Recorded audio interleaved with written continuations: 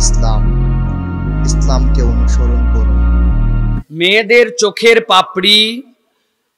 পাপড়িতে mascara দেওয়া বা হালকা ভাঁজ করা জায়েজ আছে কিনা?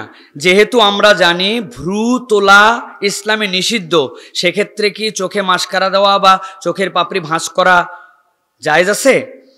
প্রিয় বোনেরা, যারা আপনারা জিজ্ঞাসা করেছেন, বিষয়টি হচ্ছে যে বিবাহিত যে সকল নারী, এই নারীদের জন্য সৌন্দর্য চর্চা, তার সৌন্দর্য তার স্বামীর জন্য উপস্থাপন করা, ইসলাম কেবলমাত্র এইটাকে উৎসাহই দেয় না, বলেন অনেক ক্ষেত্রে এইটা তার জন্য কল্যাণকর, ভালোবাসা বৃদ্ধি করে।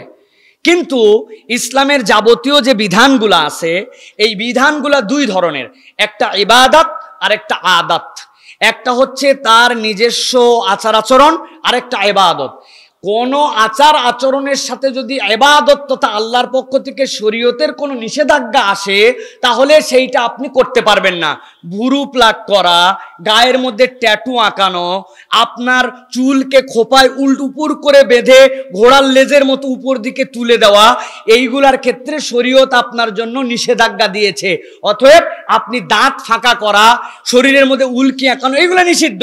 অতএব আপনি সৌন্দর্য বর্ধনের জন্য আপনি ভুরু প্লাক, আপনি মাথার চুল এরকম করে উঁচু করা, অথবা আপনার জন্য দাঁত ফাঁকা করা, গায়ে ট্যাটু আঁকানো, এগুলো করতে পারবেন না।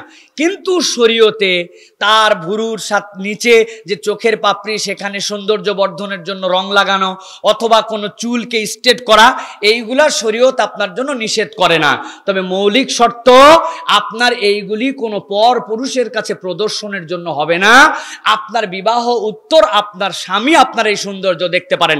সেই হিসাবে কোনো মেয়ে যদি চোখে মাস্কারা লাগান, অথবা তার চোখের পাপড়িকে যদি কার্ল করেন, চুল যদি স্ট্রেট করেন, এইগুলাতে শরীয়তে কোনো আপত্তি নাই। আপনি এটা আপনার সৌন্দর্য চর্চার জন্য ব্যবহার করতে পারেন।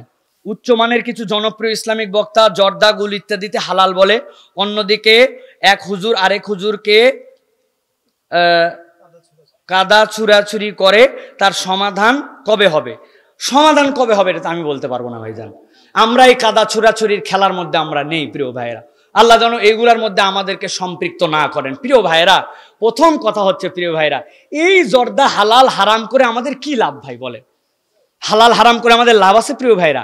যেটার মধ্যে আমরা বুঝতে পারি আমাদের জন্য উপকার নাই, মুসলমান ওইটার থেকে এমনি দূরে সরে যাবে।